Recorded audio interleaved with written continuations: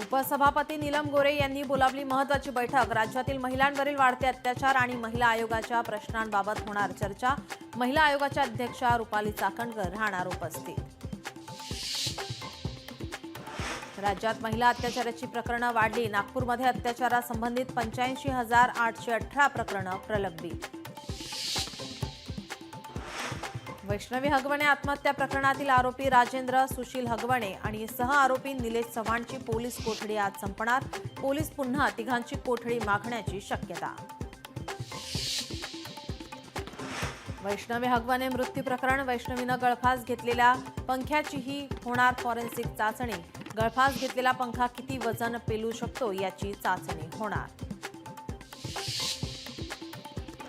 महाविकास आघाडीचं शिष्टमंडळ घेणार राज्यपालांची भेट। महिला सुरक्षा आणि महिलांवरील अत्याचार प्रकरणी मविया आक्रमक।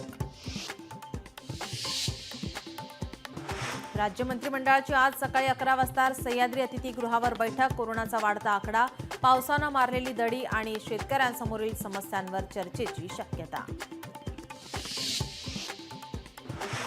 राज्य मंत्रिमंडळाच्या बैठकीनंतर शिवसेना मंत्र्यांची बैठक। उपमुख्यमंत्री एकनाथ शिंदे यांच्या अध्यक्षतेखाली बैठकीचं आयोजन। स्थानिक स्वराज्य संस्थांच्या निवडणुकीच्या पार्श्वभूमीवर बैठकीला महत्त्व। महाराष्ट्रात मलेरिया, डेंग्यू, चिकनगुनियाचं संकट गडद। मुंबई, नागपूर, ठाण्यात पाणी साचल्यानं साथीच्या आजारांचा मोठा फटका बसण्याची शक्यता। आरोग्य तज्ज्ञांची माहिती।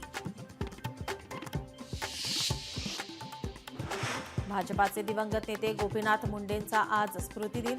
पंकजा मुंडे आणि प्रीतम मुंडे सकाळी 11 वाजता तर धनंजय मुंडे दुपारी 12च्या दरम्यान गोपीनाथ गडावर जाणार। बीड मस्साजोगचे सरपंच संतोष देशमुख हत्या प्रकरणाची आज 6वी सुनावणी। बीडच्या विशेष न्यायालयात होणार सुनावणी। IPL 2025चा चषक कोण उंचावणार? पंजाब किंग्स की रॉयल चॅलेंजर्स बंगळुरू? आज IPLची फायनल।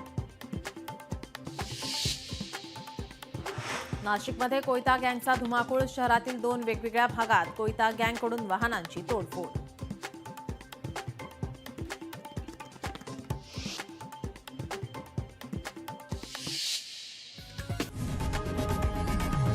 लोकशाही मराठी ऐका, पहा, जागरूक रहा।